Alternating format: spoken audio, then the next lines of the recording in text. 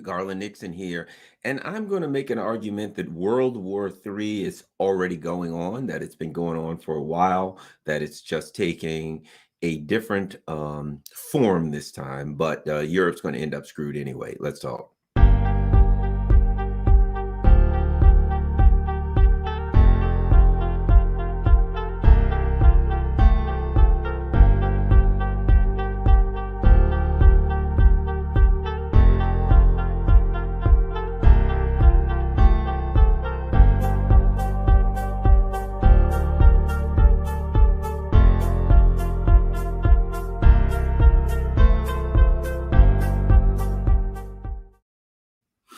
Hello, Garland here, and yeah, I mean that is a kind of, I guess, in a way, a frightening thing to talk about, World War III. But what does it mean? What form is it taking? We think about World War III, we think about the first world wars, and we think about a time when there was just brutal and blunt force, right? Where they were just, men, and there were hot metal flying around and people getting blown up in trench warfare, and then the Second World War, and there was even more mechanized ways to kill lots of people, air forces, and it was a mess. So now World War III, I would argue, I'm going to make the argument that World War III is ongoing, that it has a different form now, that people are much more reticent, superpowers, to get involved in a shooting war because of nuclear weapons, and we all know how it ends. And their backers are the supporters of the people in power. If you think Joe Biden's in power, you don't understand how power works. The people who are running the U.S. empire, the people who are the vassals, who are the leaders of the European colonies, they all have backers. They all have people who are writing the checks to keep them in power. And those people are very happy. I'll put it like this. Think about the whole transhumanism stuff, right? We're talking about people who are rich. And what do they want to do? If they had their way, they would like transfer their consciousness into a computer so that they could continue to live forever and enjoy the fruits of their wealth and blah, blah, blah. So these people don't want a nuclear war. So I would argue a nuclear war is possible, but highly unlikely. For this reason, the people that are in so-called in charge, that appear to be in charge, that have the illusion of power, work for people who love being powerful and being rich so much they don't want to screw that up with a nuclear weapon. So that's a good thing if there's anything good to be pulled of this. But let's talk about, why would the U.S. want World War II? Because this is about three, because the U.S. empire is about that. A couple of things. This is an obvious one, an easy one. The U.S. empire really grew after World War II, and it was a very simple reason. After World War II, it's industrial uh, um, uh, um, and powerful adversaries, enemies, even allies that could be industrial and economic challengers, threats, whatever the case, whatever you want to say, were all bombed flat. Germany, Japan, the Axis powers, they were bombed flat. Its allies was bombed flat. Pretty much everybody was bombed flat, except maybe some of the developing world, as we call it. They called it third world. So in reality, because of the U.S. was, as they say, it was um, a country with insignificant powers to the north and south, and and fish to the east and west. Um, it was so far away, it was just too far to bomb. So they couldn't come bomb us flat. Everybody else got bombed flat but us. So as a result, and now add that with something else. Due to the war, the U.S. built up its economic might. So it was an economic and industrial might. So it was an economic and industrial power. Everybody else was bombed flat. Boom, the U.S. had all of the advantages. And boom, what do you know? The U.S. becomes the big superpower. Now, the Soviet Union built back up pretty quickly and became a superpower to challenge it. But those were the two big powers.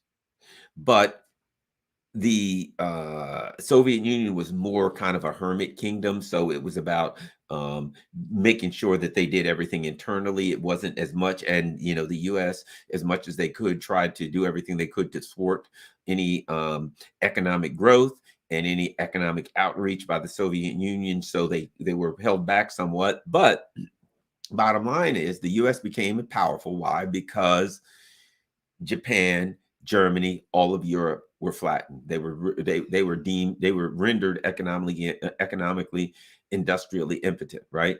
So from the perspective of the US, you got to look back to those times and say that worked out quite well for us, don't you?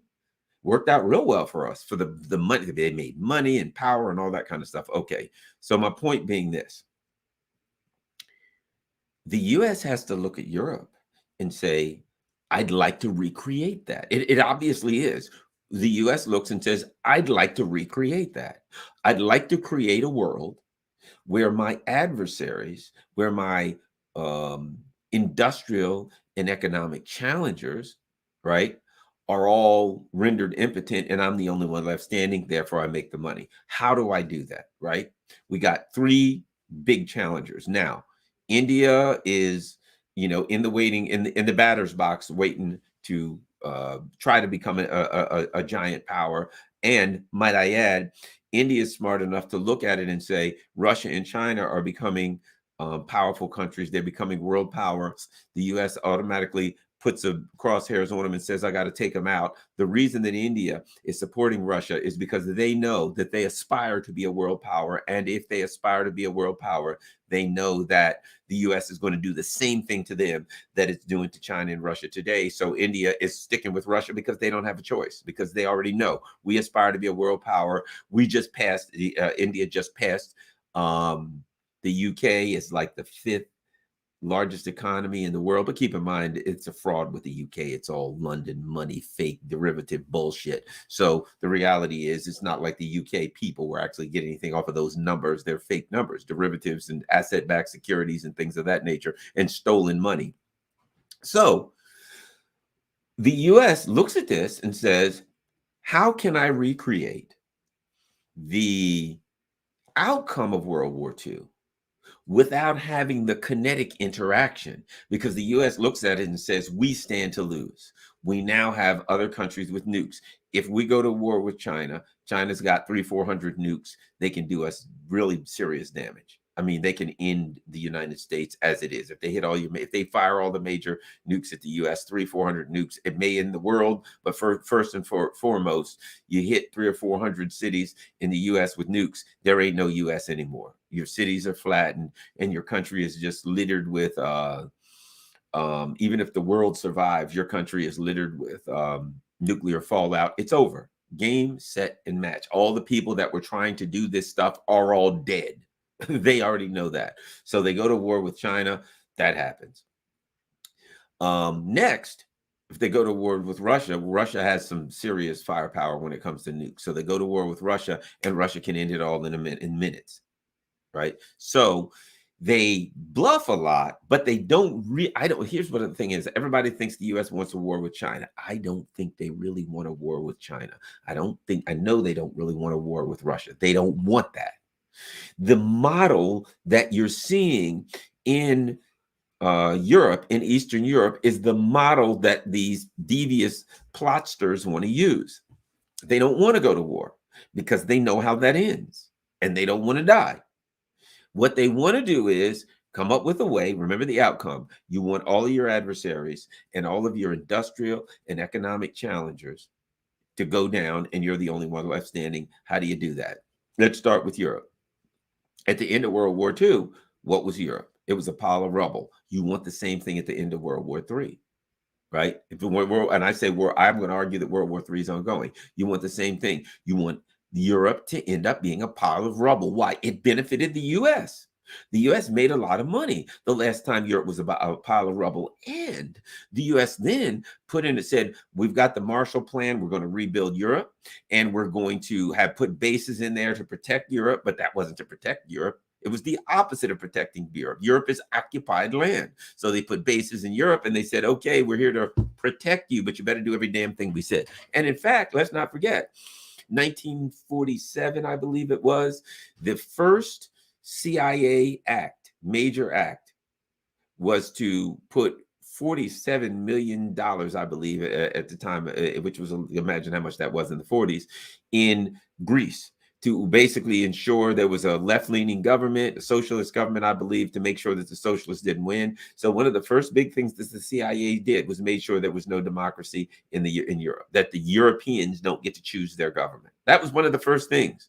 So they've got bases there, and now they got the CIA saying you don't get to choose your government. And so the only thing they needed to do after that was to continue the illusion, make sure the people in Europe thought they had democracy, and ensure that the leaders knew they had to answer to Washington and there was no democracy. But now they look, and what happens? Europe starts to get froggy. Europe starts to be like, look, you know, we want to, you remember France, Macron, we want a European army. Oh, no, then you don't need the US army. And the US starts to feel like you're a threat.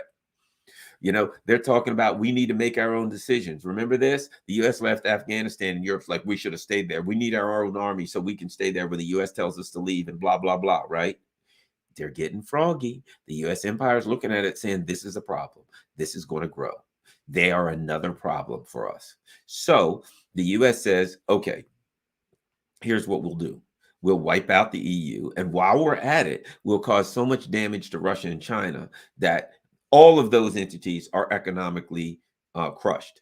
So the game plan is this. Number one, don't forget the Rand report of 2019, where they specifically enumerated what they're doing right now with Ukraine. They talked about in that Rand report what they were going to do, right? And the fact that they knew they were going to use Ukraine to go after Russia. They knew there could be a military response. They knew that it could be very damaging to Ukraine and that, you know, things of that nature. The Russians may take part of Ukraine. They knew all of that. All of this was known and planned, game planned. Just read the 2019 Rand report. I can put it up if you want. I should put it in the afterwards. I'll put it in the what do you call it? The show notes. But at any rate, so it was, here's what we do. And in the end of this, any way you look at, because they looked at Europe and here's what they saw. Europe is getting froggy. Why? Because Europe's getting some money. Europe's getting powerful. Europe's getting economically powerful, right? And we look at it and we say, well, what's Europe doing? How are they becoming economically powerful? They're getting cheap energy from Russia. Now, let's go back to something that Donald Trump said, because people seem to think Donald Trump is some kind of a, you know, guy who's fighting the system, really. Yeah. Donald Trump said a while back, and this is discussion that's being had now. The problem is, here's the problem in Europe, that they were too dependent on Russian energy. That's the problem with Europe. They were a problem. And Trump comes out, I told them, I tried to tell everyone that they were too dependent on Russian energy. So now, the Europeans found a model that worked for them. The model is we get cheap energy from a partner that can provide cheap energy and reliably cheap energy, continue to do it indefinitely, give us contracts for a good price, give us, instead of having to pay to have it shipped, you know, LNG has to be converted into liquefied natural gas. I think they use liquid nitrogen to do that. Then it has to be put on a ship. Then it has to be taken wherever it's taken. Then it has to be converted back from liquid nitrogen gas, and they give it 13% oxygen, and all this crap has to happen, right? But if you got pipelines, you just push it through the pipeline. Once the pipeline's built, it's game over. You got nothing to do but maintain the pipeline, maintain your infrastructure. It's a lot cheaper, so you can get long-term contracts and cheap gas. Russia's happy. They can keep pumping gas and making money. You're happy. You have an industrial model that works. The U.S. said, well, that's a terrible model. We don't like that model. It makes you dependent on Russia. Now, why? Because Europe is looking at the model saying, how does that model work for me economically, right? Economically, it's a great model for Europe. I have industry. My industry's growing. I have a cheap way to maintain industry. Meanwhile, my people can live and they can have all the things they need and they can get their energy cheap. It's a great model. So from the perspective of what's in the best interest of their countries and their people and their industries, Europe is like, that's a great model. The US isn't looking at it like that. It's like, screw you. I don't care about that stuff. We care about being controlled.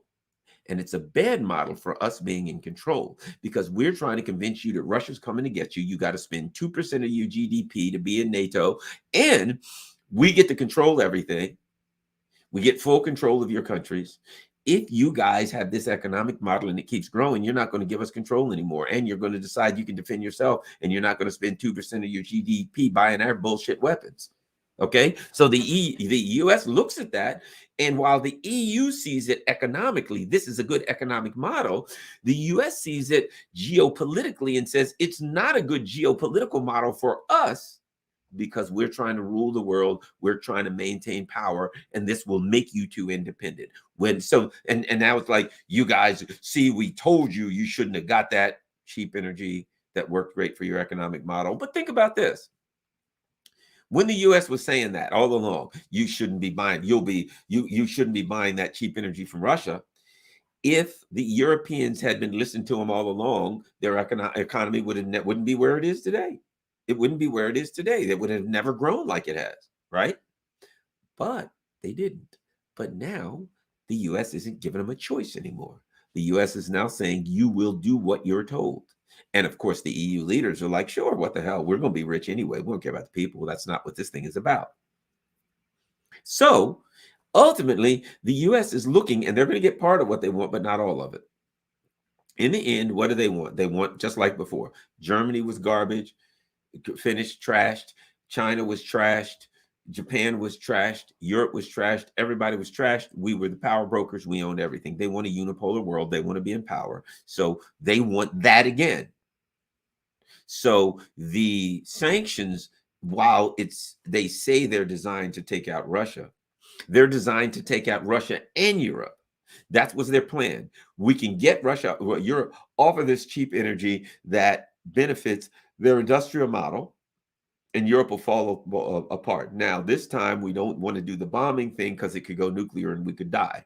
So what we'll do is we'll do it economically, and you'll have the same thing. Europe will be a pile of garbage when we get finished with it. It will be in the same shape it is economically as it was back then. But we'll still have the infrastructure. So that works for us. Now, their plan was the same thing would happen to Russia, but they didn't realize something economically, because the US economy is built on magical asset-backed securities, derivatives, and bullshit. They thought, well, that's where the real money is. So when we do that, Russia's going to fall apart. Well, the problem is Russia's economy is built on gold and titanium and neon gas and oil and coal and all of these hard grain and food and all of these hard commodities. That doesn't work for them. There's always somebody that wants to buy the stuff that they have. It's like a weed salesman. They don't sell weed, they offer weed, and people want to buy weed, so they come to get them to buy weed. A weed salesman don't have to chase a lot of people around because there's lots of people that want to buy weed. That's the way Russia is with their commodities. They have something that everybody wants. It ain't hard. All they got to do is sit there. People will come to them. Hey, can we buy your commodity? Yeah, sure, whatever. It's not like Russia's now. What Russia is doing, I believe now, is looking east to Asia, saying we want to replace the amount of income we're getting, completely replace the amount of income we're getting from Europe, and we can cut them the hell off because the time is coming. The U.S. is going to get their wish with Europe. Europe is going to be economically in the condition that it was in after World War II, because the U.S. is saying, yeah, those Ruskies go with us, and the Europeans, the elite ruling class and the Europeans are guiding the rest of the country right off a cliff. I mean, the rest of the continent right off a cliff, which they're doing, which they know what the hell they're doing. So what's going to go down is this. The Europeans are going to stop taking Russian gas. Russia, of course, they're going to stop buying as much. They've already stopped buying as much, and they're threatening and stuff like that. And there's more sanctions, more sanctions. There'll always be more sanctions. If Putin wakes up tomorrow and yawns, they'll say, well, we got to do a ninth package of sanctions. If he wakes up the next day and doesn't yawn, they'll say, we got to do a 10th package of sanctions. The sanctions aren't related to what Russia does. The sanctions are related. It's internally, this gleeful feeling, this constantly feeling. They do that so they can feel like they're punching Russia. It ain't doing nothing, but it's like, how can we punch Russia again? Let's find some Russian names and we'll just sanction a bunch of people. We don't even know who the hell they are. Some guy like a crossing guard in Moscow who's standing there crossing. There we go. Sanction him. Put his name on the sanctions list. They're doing it. They're like a bunch of high schoolers at a party playing dare. I dare you to go further. Oh, yeah, well, you watch this, I'll go further. You watch this, I'll go further. So while the Europeans are over there cutting their own throats, destroying their own economy, the U.S. is sitting over there buying more oil than ever from Russia, buying all this stuff, uranium, buying everything from Russia. Think about this. How stupid do you have to be? You're sitting over there, we're going to show Russia we're not buying anything from them. And the U.S. is like, good job, don't buy anything from them. Hello, Russia? Yeah, we want to buy lots of shit from you. Oh, plenty. Oh, don't worry about those idiots. Fuck them. Yeah, but send us more of everything. That's what the U.S. is doing. And the Europeans are like, yes, sir, they're on our side. All righty. We're standing with the U.S. against the Ruskies. The Ruskies are going to end up laughing at you, and the EU is going to be laughing at you, and you're going to need another Marshall Plan. And boy, are you really screwed, because when you need the neocons, they're going to take you to the cleaners. All right, so let's continue. So that's what we're looking at. We're looking at the U.S. trying to build a scenario, post-World War II apocalyptic scenario. So we start with the EU, and we see that it works with the EU. It works with the EU because they're able to convince the EU to commit economic suicide. Now, the first part is this, and that is that economically it's going to work with the EU because the people in the EU, the decisions that they're making are going to deindustrialize the EU. And industry is not something you build overnight. Industry is not something that you build it today and it falls apart and you rebuild it next week. It takes centuries to do that. It takes a long time to build up. Well, not centuries, but it takes a long time to build. And you've got to have a good plan. And it ain't going to work with neoliberalism. And EU is a neoliberal haven. So what they're doing will not bring them back from the abyss. Number one, their economic and social ideology is not going to bring them back from the abyss. So there ain't nowhere to get back to. There's no path. Once Europe goes to hell, here in the next 6 or 8 months, there ain't no path back from hell. I don't see a way out of it for this reason, because what the U.S. can really convince them to do is to expose their, what I would call a racially motivated hatred of Russians, right? So of course the Russians are going to be like, you bastards, we didn't know you hated us this bad. But once the Russians are able to get everything they need done, everything they need straight, and get their markets completely solidified in Asia and the rest of the world, so that they're good, so that they got their products sold, and it ain't going to be hard because they got the stuff that people need, right? Once they do that, I suspect the Russians are going to say to the Europeans, you don't need to sanction us anymore. You don't need to sanction us. You don't need to get off of our gas. You don't need to get off of evil Russian oil and titanium and all that. You don't need any more of that stuff. Those days are behind us. We're decoupling. Go on about your business. You don't need to blame us anymore and say the Russians are out to get us. No hard feelings. You don't need to say the Russians are trying to hurt us. They're trying to, no. Go on with your lives. Just pretend you don't even know us. We won't be going over there. You don't need to bar us from getting green cards or visas. We're not coming to visit you. We don't want to see you. We don't want to sell you anything. We don't want to do business with you. Go on about your business. And Europe will be in a position to say, we don't have a model to successfully reindustrialize. And they're going to look to the U.S., and the U.S. is going to treat them like it has treated the rest of these developing or third world countries. Sure, you'd like an IMF loan, would you? World Bank? Sure, certainly. You want an IMF or World Bank loan, something like that? We'd be happy to do that. Now, we're going to give you the money, but we got a few things we need you to do. Some of those social programs that you got for your people. Well, UK, you've got a national health services, don't you? Yeah. Oh, that's going to have to go. Oh, wait a minute, Germany, you've got free college for people, don't you? Yeah, well, we can lend you this money, but not for free college. Oh, Finland, Sweden, Norway. First of all, we're going to lend you this money, but 2% of your GDP must be spent on NATO.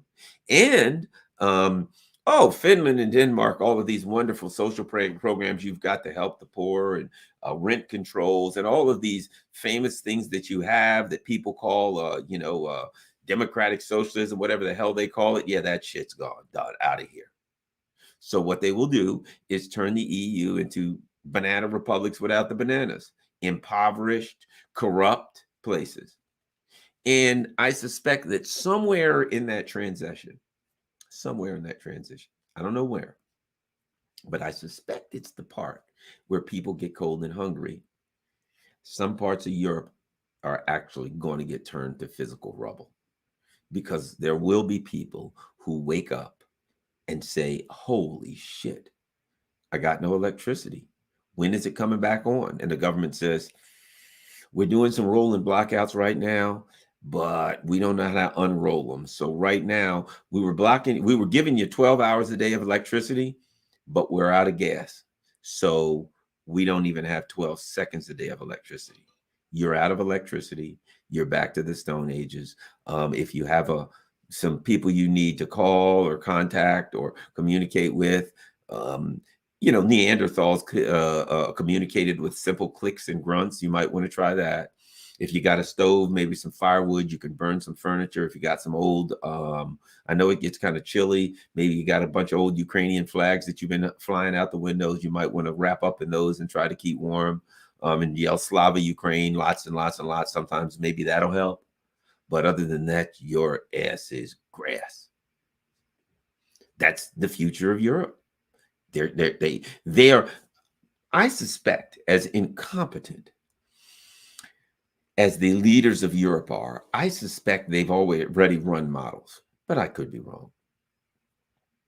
Maybe I'm thinking, because if I was in charge, I'd run some models to figure out, some computer models to figure out what was going to go bad, how much I had, how long it lasts. But think about it. These idiots have said, with as much trouble as they're in as far as gas is concerned, they've said when it comes to oil, December 15th, we're not taking any more Russian oil. I don't think they're going to have a problem with the Russians are going to have a problem with that. I think December 15th, the Russians will say, whatever, okay, we'll cut it off. Because they don't have, they did that. It's like this.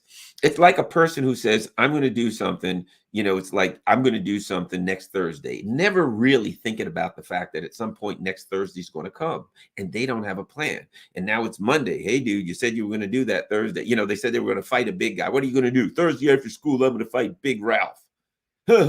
Ralph don't scare me. I'll fight him Thursday after school. And around Monday, they start thinking, Thursday's getting kind of close and I don't have a plan. How the hell am I going to get out this? Ralph's going to beat the shit out of me, and then Tuesday and Wednesday. And everybody says, wow, I guess Garland had a plan. He's got to have a plan to fight Big Ralph. Nobody would be stupid enough to set up a plan. To set up a time to fight Big Ralph without some kind of a plan. What's Garland going to do? Does he know karate? Is he going to sneak out of school early? What's Garland's plan? And nobody thinks that I'd be stupid enough. Everybody knows Garland would never be stupid enough to schedule a fight with Big Ralph Thursday after school unless he had a plan. But little do they know, Garland is that stupid. I don't have a plan. And Thursday comes and I'm sitting there, oh God, what do I do now? I think that's the leaders of Europe. I think people are like, no, they couldn't possibly go into winter with not enough gas, being belligerent to the only person that could bail them, the only country that could bail them out. They're being completely belligerent towards that country, and they don't have enough gas to make it through the winter. They don't have enough fuel. They're going to have gas stations all over, the petrol stations, as they call them, where people will pull up and say, hey, I want some petrol. And they'll say, we don't have any. Oh, well, I can't, I want to sleep in my car. It's the only way I can. I know it's dangerous, but I got to run the heater because we have no electricity at home. Yeah, well, we got no electricity to pump these pumps of petrol, and which is fine because we don't have any petrol to pump anyway. That Europe's going to be like Neanderthal days. So what you got there is the U.S. will get their way. You now have a continent that has fallen apart that needs a Marshall Plan. And as I said, at that point, I don't think people that are that cold and that hungry are going to be very rational. I can't see that people in that position are going to want to be in a mood to chat. They're going to be in a mood. Hey, Olaf Schultz, it's middle of winter. We got no food. We got nothing. Let's have a talk. Let's have a reasonable discussion about, how we got to this and how we're going to get out of it. You think they're going to be like that? I don't think they are. I think there will be hundreds of thousands, potentially millions of people in the street. Because let's face it, one might say they're not going to the streets because it's cold. They ain't going to have no heat at home. They got to go somewhere. It ain't going to be no, maybe they can get hundreds of thousands of people together. They can huddle together like puppies. Because one damn thing's for sure, being home ain't going to do no good. So at some point they go to the streets, but they don't go to the streets and say, hey, how do we fix this? That's not how people act in times of desperation. You see, you got a bunch of technocrats, a bunch of people who think they know everything, a bunch of people who think they're in charge and people have to do what they say. Annalena Baerbock, I will never forget. She will live to regret. Annalena Baerbock will live to regret saying, yeah, I don't care what the German voters say. We're going to continue to support Ukraine. She will live to regret that. That I will guarantee you. We will have that discussion again. We will have this discussion again on what she said. She will live to regret that. I don't think the people, when they are in desperation, you know, it's Maslow's pyramid. What is it? Maslow's pyramid of self-actualization, of needs and all that. And on the very bottom of the pyramid is what? Your basic safety, food, shelter, things of that nature. People got to have that. After that, they can have philosophical discussions and intellectual discussions. But if they ain't got food, if we're sitting here talking, you're sitting here watching, you know, some schmuck on YouTube run off at the mouth, right? That sounds good and fine. The door opens and a lion comes in. The door opens and in squirms a black mamba. You're going to forget about this because you are now down on the most basic level. You're now thinking about survival. And nobody better be in between you and that window, because you see it. Oh, look at that. What do you know? A king cobra just came through the door. You're going out the damn window. You're sliding that window up. I don't care. Screen and all. You're out the window. Why? Because, and you might get cut. You might get injured or whatever. But at that time, you got bigger fish to fry. You have gone into fight, flight, or freeze. Most people say fight or flight. It's actually fight, flight, or freeze. Some animals freeze. Some animals, boom, sit still, right? Fight, flight, or freeze. So that's where you are. You got bigger fish to fry, or in this case, king cobras, you're gone, right? Now, when you have an entire society, country, continent that is saying fight, flight, or freeze, and we're talking about freezing for real, they're now like, here's the thing. You're watching a YouTube show. You're rational. You're listening to what I got to say, figure out if I have to make sense, if I'm making sense. You're rational. Yeah, let me get my coffee. Let me see, look at this friggin' idiot and see what he has to say. God, I hate his guts, but he's making sense every now and then. Okay. But you can't watch Garland if you don't have electricity. And if you're sitting there and you have enough electricity to watch him, but you're like this, you're seeing your breath. Can you imagine that? You're in your own house seeing your breath. You got no water because your pipes are frozen and busted. You got no sewage. You got rolling electricity, 3 hours on, 3 hours off, 4 hours on, 4 hours off, and then it's off and ain't no back on. How do you do that? At that point, as we say in America, Katie, bar the door. At that point, people are coming. At that point, people are going to pick up their instruments of violence. You know, in the past, it was pitchforks. And, you know, metaphorically, it's always been pitchforks and torches. They're picking something up and they're going to the street, and they ain't coming back without an answer. And if they come back with an answer, the people who put them in that position will not be alive. And they'll burn those Paris, all of them. They'll burn them to the ground. They'll burn those cities to the ground. They'll turn cars over. They'll burn everything to the ground. They will. Some of these countries may fall, and when I mean fall into chaos and anarchy. I mean, why not? If you ain't got no gas, if you don't have food, I mean, think about this. Once you run out of electricity and things like that, how do you, at the food plants and stuff, how do you process food? Refrigeration. Meat. How long's your meat gonna last? Your meats and different things like that, frozen foods, things like that. Once your electricity starts running out on a large scale, you got real problems as a society, real existential problems as a society. So at that point, people start tearing shit apart. That is what Europe has to look forward to. That's the outcome that the US wants for Europe, is designed for Europe. They want the end of World War II again in Europe, which means Europe is a pile of garbage and they get to sweep it into the trash bin and start all over again. Now, clearly, they want Russia and China to do the same. The plan is we suck Russia into a war. I mean, it's right there in the RAND report from 2019. Anybody can read it. We draw Russia into a war, and then we sanction Russia out of existence. We sanction the EU out of existence. And then we have total power of the EU, and we take Russia, we split it up, we balkanize it, we take their resources, and then we're really, really powerful. Then we go after China. And then we either one of two things. Either we draw China into a war in Taiwan and do the same thing to them and sanction them out of existence, or we simply just start the sanctions. We just simply, now we have Europe, we have Russia, and which means we can re-exert our power. If we've got Europe and Russia, we can re-exert our power on the global south and everybody else. We got it. We now say to China, China, we're closing down all your markets. You can't sell to anybody unless we tell you to. So guess what? Now we take over China, all without firing a shot.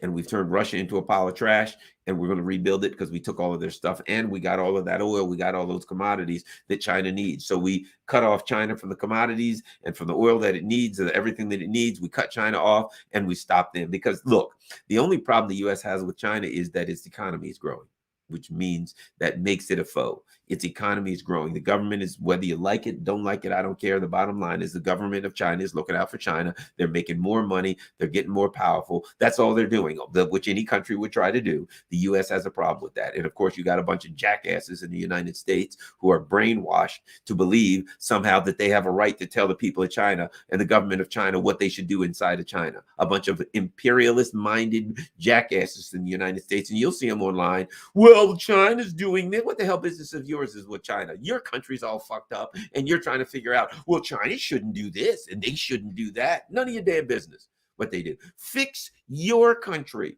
Don't be sitting in your house talking about, well, you know, Garland's over there, and he's eating such and such. You shouldn't eat that. It's not sustainable. It's ruining the environment. Get that, mind your damn business. It's your house, and your house is falling apart. It's raining. Water's coming through the roof. People are running around like zombies, biting each other, screaming. Your kids are, you know, running around with poopy diapers on, and you're like, yeah, but over in Garland's house, they don't have, the carpets aren't clean enough. It's none of your damn business. But Americans are so brainwashed into being imperialist that Americans are like, yeah, we don't like what the Chinese are doing. Well, you don't have to like it. It ain't your damn business. That's my point. It ain't your business. You don't need to like what the Chinese are doing. You ain't Chinese. You need to mind your damn business and try to fix your own country. So at any rate, let me get back to it. So we've run through the plan, right? That's the plan. The plan is waste, trash, destroy Europe and its garbage. And of course, Russia and China too. And now you're the last man standing. I mean, how cynical and evil is that plan? You're trying to, China is trying to better the lives of their people. Russia's trying to better the lives of their people. I wish I could say that about Europe. I used to think it's true, but now we know it ain't. But go to the global south. Some of it, you know, Hungary, some of these countries actually are looking out for their people, right? Global south countries, you got to give them credit. The Middle East, Africa, South America, they got sense. They're like, no, we ain't, what are you out of your mind? We're not sanctioning Russia. We need wheat and shit from them. Their leaders are actually much more reasonable and sensible and practical than the leaders of the Europeans. They're like, hey, I'm sorry, we ain't going along with this. We got to eat, bro. We got to eat, man. And that comes in first. The Europeans are like, yeah, we got to eat, but we don't give a shit. We can, you know, we can lose 20% of the population to starvation. That's kind of the plan. And then we'll move forward. So that's cool. They ain't willing to do that in the global south. They have better leaders. They have better leaders in China, excuse me. And yeah, I'll say that. Better leaders in Asia, better leaders in the global south than they do in the EU. The EU has some of the worst leaders in the history of bad leaders, because I've never, think about it, historically. When have you seen a time when the leaders of a country deliberately, with malice and aforethought, wiped out the economy of their own country just because some fruitcake of 4,000 miles away told them to do it? Historically, nobody'd ever do that until now. Now you've got some clowns that will actually do that. So let me say this about the World War III part of it. So you get my point about what the U.S. wants economically. They ain't getting it.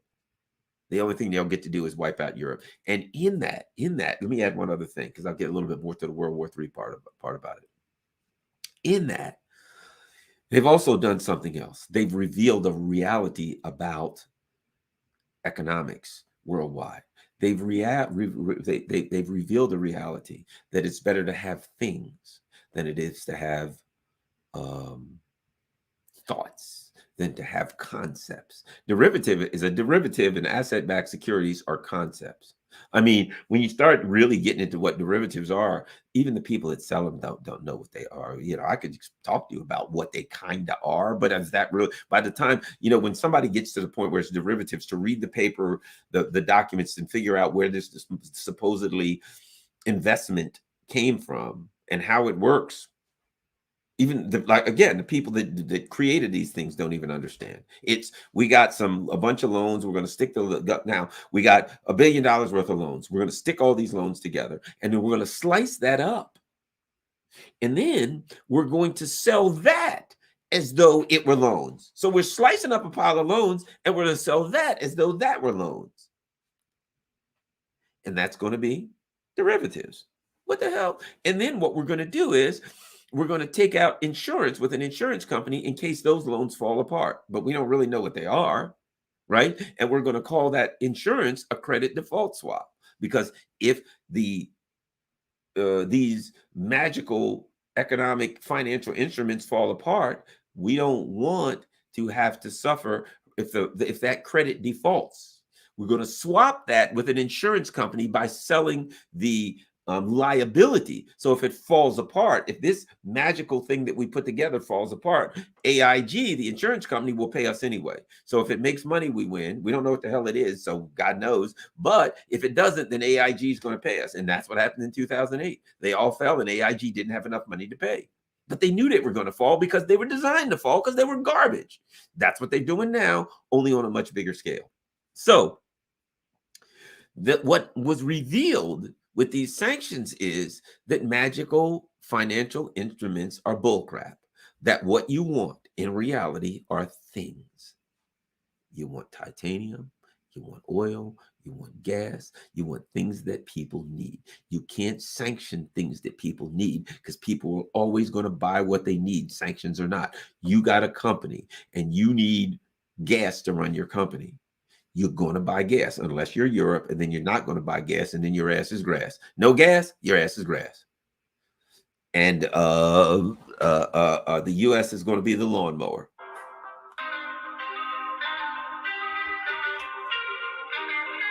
That's weird. I just got some music playing. That's weird. Hold on.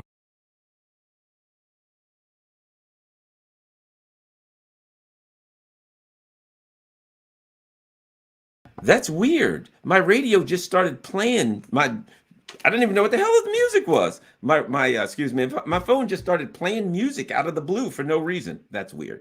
I don't know. You know what it probably was, actually? You know how it's always listening, and you say something and it hears like, okay, Google, and then it hears like play something or other, and you don't know what it is. So it just started playing. Oh, okay. It's doing it again. Wow, that's weird. Okay, so let me continue. So here's the bottom line on all of that. What happened was, it was the truth about money was revealed. That when money started, it was, I'm going to trade you a bag of rice for a bag of sugar, and he's going to trade a bag of sugar for a bag of salted pork, and he's going to trade that salted pork for some salted fish, right? That's the way it started. And then it went to, okay, we'll use shells to represent the pork or fish or whatever, right? And then there's money, right? And then it's got to the point now where we're using magic, and we don't have fish or shells or anything. We got magic in a virtual reality. But people still need fish and salted pork and sugar. And what they forgot is that the magical money was based on fish and salted pork and rice and things of that nature. And Russia has things of that nature. So what has been re-revealed to these technocratic idiots who thought that their magical way of making money was taking over, and that was it. And they had control of the world's economic system with financial magic. What they found out is when times get tough, people still need fish and salted pork and rice and sugar and matches and the basic things to survive. And so when they went for it and they tried to take Russia out with magic, oh, we're going to take your this and we're going to take your money and this and that, and Russia, and everybody around the world called Russia and said, don't, hello, Russia. Yeah, I don't give a damn what those idiots in US say. Don't stop sending us that oil and titanium. Look at Japan. Japan's like, I can go along with the sanctions, except when it comes to gas, because we need that shit. And it drove the prices. The other part of it too, and this is important, the other thing that happened was every time you sanction them, it drives the price up. That's the other thing. What are you going to do? We're going to sanction nickel. The price of nickel goes up. Why? Because you've created artificial scarcity in the market, right? It's, hey, just the fact.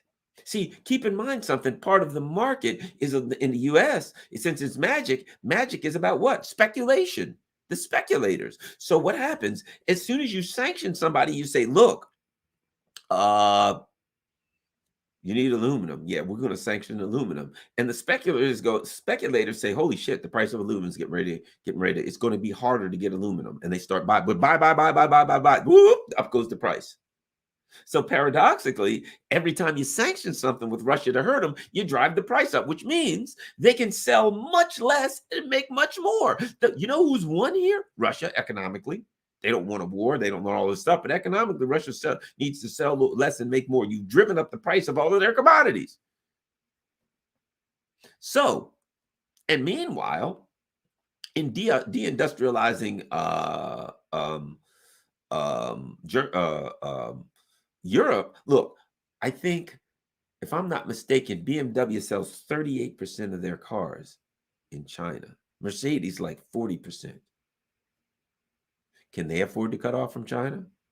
The U.S. wants to cut them off from China because the U.S. wants to sell those cars in China or whatever. And even if it doesn't sell those cars in China, the U.S. wants Europe to stop making money and shut the hell down so people won't buy Porsches and BMWs and shit like that. They'll buy Fords and Chevys.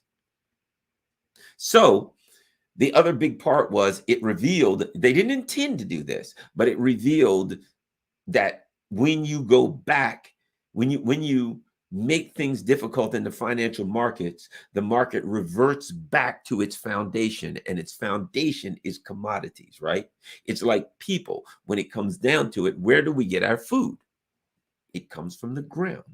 Whether it's you're eating a steer, a steak, where'd that steak come from? That steer was raised on grass or whatever the hell he was raised on. That stuff came out of the ground. You're eating corn. Where'd that come from? You're eating potatoes. Where'd that come from? Everything we get, all of our food is coming out of the ground, right? That's the foundation. When it comes to all this magic of all these things on Wall Street, somebody somewhere has to be making widgets. Somebody somewhere. You cannot have an oil speculators market without oil. That's why they can't touch Iran, because if Iran closes the Straits of Hormuz, the oil speculation will go to bloody hell, and the derivatives market worldwide will crash. So they got to be really wary about going at Iran, because Iran can really blow the global economy up quickly, instantly, by closing the Straits of Hormuz. So anyway, so let's move on. World War III. I got to talk about this. I've got to get to this. Maybe I should have started it. I mean, that's the name of the video. Sorry about that. But anyway, we're getting to it. I've only got a few more minutes. I would argue that World War III, we can put a time or date on it, but it started when the United States decided that it had to act against Russia, because it started going against China first. I mean, Russia before China. When the U.S. decided it had to act with malice towards Russia to stop Russia's rise, to not just, and keep in mind something, they want to stop Russia's rise, but they want worse than that. Russia's right. They want to break Russia up and steal its resources. That's what they want to do. So at the point 2007, 8, I would say, when the U.S. said, the U.S. NATO is the way the tool, the instrument the U.S. uses to claim power of attorney over the foreign policy of the EU. Right, the European Union is the tool that the U.S. uses to claim power of attorney over the EU's uh, domestic and economic policy, right? That's what it is. One's to claim power of attorney for their foreign policy. The other is used as a tool to claim power of attorney for their domestic and economic policy. But 2008-ish, somewhere around 7, 8, I don't remember exactly when it was. It was in April. It was in Budapest. And they had a NATO meeting. And that's when the U.S. says, we're going to bring Ukraine and Georgia into NATO, and Russia said that'll mean war. That's a red line. You do that, we go to war, right? At that point, I think I would argue that was the beginning. That was the opening shot there, because the U.S. decided why? First of all, why? The fact of the matter is this. When Vladimir Putin came into power, he wanted to integrate with the West. He said, we're part of Europe. He said, we want to be part of NATO. Can we be part of NATO? Can we join? The problem is this. Vladimir Putin was not willing to give up independence and sovereignty. They were not willing to grant NATO/the US power of attorney for their domestic and foreign policy. And the U.S. knew it. So they said for two things. They said, no, you can't join NATO. No, you can't be our friend. No, you can't be part of the group. Why? Two reasons. Number one, because you're too independent. Number two, because you are a foil. We make a lot of money. We say to the East, we say to the Europeans, the Russians are coming to get you. Therefore, you got to buy X amount of billions of dollars worth of shit. And I'm sorry, if you become our friend like you want to be, that won't work anymore. How are we going to sell all of this crap? So there's a number of reasons, but you can't be a part of the gang. We have to use you as the foil. And besides that, we want all of your shit. We want all of your stuff. Remember, there was a time when the Europe said to Russia, you need to allow the Europeans and the Americans to come over and develop your gas and oil fields. And the Russians like, you got to be freaking kidding me. That ain't happening. At that point, again, they exercised independence and sovereignty. The U.S. at that point said they got to go. And now, meanwhile, the U.S. looked at China and they said, oh my God, look at all of this cheap labor. Screw our people. Close down all the factories, move them over there and get the cheap labor. They did that and got the cheap labor, never suspecting that they were going to fuel the rise of an industrial power. But they did it. And then they woke up and said, holy crap, they're an industrial power. This is terrible. We got to try to stop them. So World War III began with the U.S. empire saying, we got to take out Russia and steal all of their stuff. And the continuance of it was they called it the pivot to Asia, a recognition that China was a growing world power, a recognition that Iran is a growing world power, to say they must be stopped. The sanctions against Iran have nothing to do with, they know, look, the CIA has said time and again, there is no evidence that Iran is trying to get a nuclear power. And if the U.S. empire was honest, they'd say that ain't what this is about anyway. This has nothing to do with nukes. We can't let Iran rise and be a regional power. We can't allow that. They could challenge us. They're independent. They're sovereign. They won't do what the hell we tell them to do. Therefore, they must be destroyed. So the U.S. has been on this world war to take out anybody. Look it up. Look up the Wolfowitz Doctrine from 2001. Paul Wolfowitz, psychotic bastard. To take out anybody who they felt could challenge them. And unfortunately for Europe, they're one of them. And so nuclear weapons have created a dynamic where it's just too dangerous to go into kinetic war. So the U.S. can't really just go into a kinetic war with Russia or China, because it could turn out, I don't care, the U.S. is like, well, we can have whatever we want to. Ultimately, number one, the U.S. is spread so thin, they probably couldn't beat either one of them straight up. They'd need a lot of help. Number two, and they're not prepared. First of all, if the U.S. goes to war with Russia or China, they're not prepared for the kind of damage they can take. I mean, Russia has hypersonic missiles. China apparently has them. The U.S. has no defense for them. So that Navy sounds good. The subs are pretty good. The problem they have is all of these big old Navy ships are sitting ducks. And when those hypersonic missiles start flying, they have no way to stop them. So you're going to start seeing everything get sunk. The U.S. that knows that they're not stupid. So that can they do that? And then it goes nuclear, and then this thing's over. You lost. Everybody lost. So they're not stupid. They're evil, but they ain't stupid, these neocons. So the bottom line is that the way they see it, they got a plan. And the plan is hybrid warfare. The plan is war without war, non-kinetic war. We're going to use sanctions. We're going to use economic sanctions to take out Europe, to take out Russia, to take out China. And Europe's going to go along with it. And now it appears to me, and look, here's the bottom line. Putin saying it, Russia knows it. But from Russia's perspective, the rest of this stuff ain't as important to us. You're trying to take us out, right? I mean, you can be trying to take my neighbors out, do everything, but right now you're in my house and you want to burn my house down and kill everybody in it. I got to stop you from doing that first and foremost. But Russia already also knows something that the U.S. knows, that the world knows. The U.S. has been pushing countries around saying, do what we want or else. And Russia knows that they have said to the U.S., that ain't going to happen. You're not going to do whatever you want with us, and you're not going to do whatever you want on our border. And the U.S. is saying, oh, yes, we are, and you can't stop us, and we'll use all power at our means. And Russia now has said, we will see. They've called their bluff. Some guy says, Garland, I'll kick your ass, I'll kick your ass, I'll kick your ass. And I say, you know what? Let's dance. Bring it. Let's go. Now the person has to make a decision. Now, do they want to fight, or have they been bluffing all along? So now Russia's like this. So here's where we are. Russia goes into this Ukraine thing, tiptoeing. They were tiptoeing, and I understand it. They wanted to go in here, and they wanted not to do too much damage. They didn't want to go blow the country to hell. They wanted to go in there. They knew in reality that Ukraine's military was no match for them. And so they're going to go in there, and they're going to take their time, no rush. And they knew taking their time, they could defeat the Ukrainian army, which clearly they could. But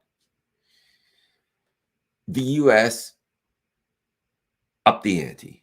And the U.S. was like, okay, here's what we're going to do. So now apparently the U.S. in Kiev has like a headquarters where they're directing the entire military from Kiev. So the U.S. is directing it. The U.S. is giving them more and more weapons. And now, as the Russians said, the U.S. seems like it's poised to give them some long-range weapons. So what I think Russia has come to the conclusion that we can't play around with this thing anymore. It's too dangerous. So what I see happening with Russia is this. They're going to put enough firepower there to end it.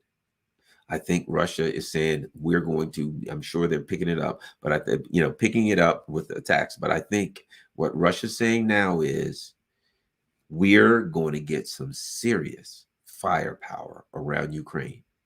And they're now going to start to see what we're capable of doing. Because a lot of people was like, Russia's a superpower. They sent 100,000 people in there and they're pussyfooting around because they know they can win. And so what happened was, and this was the dynamic, the Russians had some areas that they'd taken, but they were lightly defended because they didn't have it. I mean, let's face it, the contact line for the two armies is 1,000 kilometers. What is that, 600-700 miles? That's a long ways. So some of the areas were lightly defended because they didn't have but so many troops. And the Ukrainians attacked everywhere. They found some areas that were lightly defended. The Russians had to retreat. The Ukrainians took some towns. And then they said, ha, ha, ha, look at us. We're winning. We're winning. And they started saying, look at this world. We're beating Russia. We're going to win. Well, no, they didn't really. But they got some victories. And they started saying it's a win. And then what happened was the people at home in Russia started saying, we're pissed. How come you let these bastards do this? We're much more powerful than there, and you're pussyfooting around letting them take some areas they shouldn't be taking. And I think the leadership of Russia answered with, yeah, you're right. We've been pussyfooting around with this too long. And now they're going to do partial mobilization. They're going to put 300,000-400,000 troops, and they're going to bring, people have been saying, where's the Russian Air Force? The Russian hasn't been using their Air Force. They've been very, very lightly. I think that you're going to start to see the Russian Air Force, that you're going to see when I suspect that a lot of the troops will be, like, for instance, Russia has their western flank. They got a lot of places where they need troops. I suspect that the people that they bring up will be manning the other areas. But they're going to take their best troops and they're going to put them in Ukraine and they're going to cut the dogs loose. and they're going to bring in their biggest, baddest, meanest bombers, and they're going to go in and they're going to say, okay, this square area right here is where the Ukrainian troops are. There should be, when our bombers fly over that, after that, there should be nothing bigger than a quarter. And that's the kind of stuff you're going to see. You're going to see real war, from real horsepower from the Russians to end it. I put it like this. I think their moves, once they get their feet set, are going to be an overwhelming, devastating firepower to end it. Now, meanwhile, keep an eye out, because I would suspect the Ukrainians, they've launched some offensive. They took unthinkable losses, but they had some success. I would suspect the Ukrainians know that too. So the Ukrainians, the U.S. military knows that too. So the U.S. military is saying, look, we got to get as many Ukrainians together. They don't give a shit how many they throw. Human waves. What are they? They're the Ukrainians. Their job is to die for the U.S. empire as far as these people are concerned. That's their job, to be torn apart by shards of hot metal. Go out there and do your job, Ukrainian soldier. Go out there and die. So I suspect that what they're going to do is go ahead and throw some human waves out, hoping to disrupt the Russians, hoping to get some victories, get some PR victories, hoping to disrupt the Russians before they can get everything together, hoping to disrupt the referenda going on in several locations. So I expect the U.S. military to pick up the attacks, to pick up the human wave attacks, things like that. That I expect that to pick up within the next few days to weeks, prior to the Russians really getting their feet set. Because I think they know that when the Russians get their feet set, they're coming downhill. They're really coming downhill. And so at any rate, and that's that. And I think the Russians also see this as World War III. And they know every 100 years or so, for some reason, the West, whether it's Napoleon or Hitler, every 100 years or so, the West has to come to Russia to get their ass whipped and go home. And for some reason, this ain't going to be no different. They couldn't wait till the 2040s. They had to go 20 years early. And they're going to go, and they're putting their proxies in Russia. And Russia, this time, as I said, watch leading up to that, because the U.S. military is going to try to throw as many Ukrainians at them as they can, and get them wiped out. The other thing I think about this is that the problem is, in doing these human waves and losing so many Ukrainians, they're not going to have any reserves. By the time that when the Russians get built up, I think they're going to be fast-moving, heavily armored divisions, right? And they're going to be on the move, and they're going to bomb and punch. They're going to bomb you. They're going to punch through your defenses, and they're going to attack in all directions, and they're going to bomb you some more, and they're going to punch through your defenses and swarm in there and surround you. And there ain't going to be no prisoners thing. They're just going to crush everything in there. You're going to see some monstrous battling, and it will be after the Ukrainians have launched these offensives and taken, lost a lot of their reserve power. So this is setting up to be an ugly situation at some point. But I think, the other thing I think is that and I'll kind of finish up here, when the Russians get their feet set and get going, anything, look, at that point, they're saying this is part of Russia.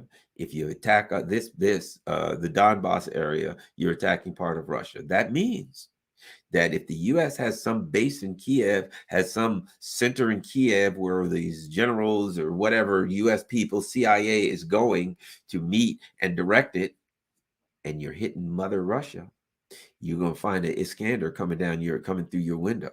That I suspect that at some point, the EU and the NATO will say, we got to get our people out of here, because the Russians, I think, are going to make it clear that EU is not a safe zone anymore. That you guys have been coming in. I mean, every damn body. What's up with Kiev? Bojo's in Kiev. Liz Truss is in Kiev. This person's in Kiev. They're marching around Kiev like they're, on the Champs-Élysées. Get out of here with that. This is a war zone. But they're doing it. And the Russians have allowed that to happen. You go to Kiev, all right, but ain't gonna be no. Well, first of all, here's the thing about it. I think the Russians are gonna, are going to wipe out their infrastructure. They're not going to have water. They're not going to have lights. They're not going to have gas. But if you're coming from Europe, you'll be right at home because you ain't going to have none either. It's not like you can go there to warm up. So I suspect the infrastructure, bridges, all that stuff, they ain't going to be playing. They're going to be ugly. I suspect the hits will be hard, and we will see. But the bottom line is, so that's my thought on the whole World War III thing, that it's ongoing, that it has taken a different form this time, and that what happens is interesting though. This is the question. This is the next 6, 7, 8 months. This is going to sound weird. It's a great time to be alive. Here's what I mean. If you had been alive during Europe when something was going on major, when there was a major change, or if you'd been around when the pyramids were being built and you could sit there and watch them or something like that, let's say some aliens landed and you would see that, that's a cool thing. It's a great time to be alive to see that, right? Right now, to see the changes that are being made in that the economic shift, which is going from Europe and the US eastward into Eurasia. That's where they're going to be the economic center, the pole of the US of the world, right? Well, is moving away from the U.S. empire, is moving away from the traditional colonialist powers, right? It's a great time to be alive to see that. People are going to write books about this. People are going to write long books about Europe. Imagine that, a country that has spent centuries, a continent that has spent centuries building up its economic prowess. 12 months, all gone. 12 months, and they are back to knuckle dragging, wood gathering, hunter gatherer, hungry people. It's interesting time to be alive to see that, and to see what the social reaction, the political reaction to that is going. It's unbelievable to watch. So it's in a I don't know, weird kind of way. It's a good time to be alive. There ain't a bad time to be alive. Let's face it. If you're alive, that's probably a good thing, right? But it's a good time to see that and to be able to evaluate that and to have these discussions in real time. So look, I certainly appreciate everybody coming on. I'm just about out of here. Remember, at Garland Nixon on Twitter, Garland.Nixon on Instagram. Just plain old Garland Nixon on Facebook. I think I got 8 or 10 days in Facebook jail left. I'm always in Facebook jail. Because it's not what I do. It's just Facebook doesn't like, for obvious. If you listen to me, you can understand real quick why Facebook doesn't like what I'm saying. But at any rate, then you can see everything scrolling across. In case they throw me off of YouTube, go to rockfin.com/Garland Nixon. You can become a member or subscriber. Members free. You can see all of my stuff. Subscribers, $9.99 a month. The only thing you won't see is every Wednesday morning, I do a show from 9 to 10 a.m. with Scott Ritter. That is my premium show. I do one premium show a week. You have to be a member to see a premium show. Other than that, all of the 99% of everything that I do, you show, but I got to do one premium show a week. And I've got an arrangement with Scott Ritter that I do that. So $9.99 a month is the cost. It'd be great to help out with the channel if you can do that, 10 measly bucks a month. And of course, you do get that one extra show, my premium show you can watch. And anybody else, there's a lot of great shows on Rockfin, and you can see everybody's premium stuff. It's not $9.99 per channel. You can see the premium on any channel. So I would advise that. Rockfin is a free speech platform. I highly recommend. There's lots of other free speech platforms out there. That's the one I've chosen. Additionally, buymeacoffee.com if you can afford it, / you can see it right there scrolling across, / Garland in, and for some reason they throw an H at the end. Of course, PayPal or garlandin@gmail.com, patreon.com if you can afford 3, 5, 7, 10, 100 a month, whatever you can afford on Patreon. I appreciate it. Buy me a coffee. I've got it set up for one time. You can do that. Some people don't like Patreon. So that's it. Cash App, $DC Radio Man. I'm tired. I'm getting ready to hit the sack. Yes, Twitter at Garland Nixon. But before I do that, I have got to check my super chats. I really appreciate everyone who helps out keeping the channel going, and I want to make sure. So let's go to Sparky. After taking all of Ukraine, if West Ukraine's a problem, should Russia sell it to Poland and Romania? So it's their cross to bear. They sold the U.S. Alaska. That's a good question. I suspect that Russia's plan for Ukraine has changed. I suspect that Well, here's the bottom line. The factor of Ukraine is going to be much affected by the economic disaster, catastrophe, calamity in the EU. So what happens if the EU is in such a economic disaster and calamity that they have to come to Russia for a bargain? At that point, that ain't going to be a pretty bargain. So if the EU has to go to Russia for a bargain, if the EU starts falling apart and you get new leaders in the EU, new people running it, and the new leaders say, look, we got to get back together because these people will kill us and eat us, then that could affect it, because now I can see, in my opinion, at some point, because Russia can continue to eat and have gas, right? Russia can survive. The truth is the U.S. is screwed up as it is, can't survive. Why? What do you need? You need three things. You need gas, some type of energy, right? Well, really three things. Some type of energy, you need food, and you need some kind of a military to be able to protect your borders and protect yourselves, right? The US has all of that. Russia has all of that. China has most all of that. They get their energy from Russia, so they're good there. They don't have to worry about energy, so they got all of that. The EU has like none, hardly. None of those things.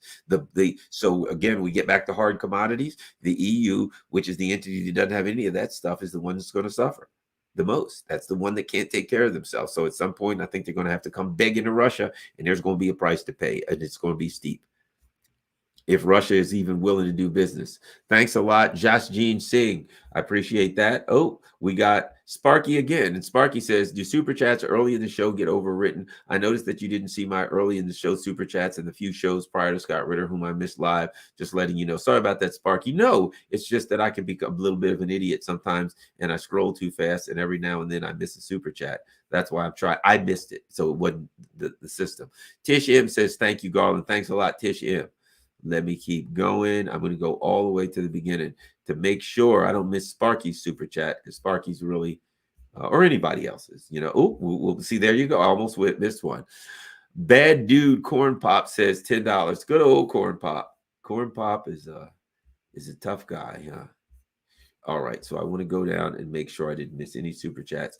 And next we will go to, I see some people are checking out on me, and I don't blame you. I'm kind of checking out on myself here. I'm very tired. Had a long day. We already got Tishim. Okay, I'm going down. You know what? I'm going to go to the bottom and start. Any new super chats? Oh, who's this? Sparky, good point. Poland and Romania might not be in position to buy. Exactly. Who's going to have the horsepower to do what they need to do? Okay, so next we're going to go over here, and Jim Garland says, I'll say it again, we're playing checkers and Russia's playing 3D chess. Knuckle dragon apes running us. I don't even think they're doing that. I think they're drooling on them and throwing poop around. David Morgan, thanks for the information and your perspective on things. Thanks a lot, David Morgan, and I think that's it. I'll be back when Jimmy Dore live ends. Thanks a lot, Kiki. Yeah, I came on early today, mainly because I'm tired. I can't stay up late today. I'm beat. So at any rate, thanks a lot, you all. I certainly appreciate people being on. I appreciate everybody taking their time. Wow, like 800 people tonight. Appreciate that. Peace. And remember, anyway, you can see everything scrolling across. Anything that you can do to help keep the channel going is greatly appreciated. I'm out.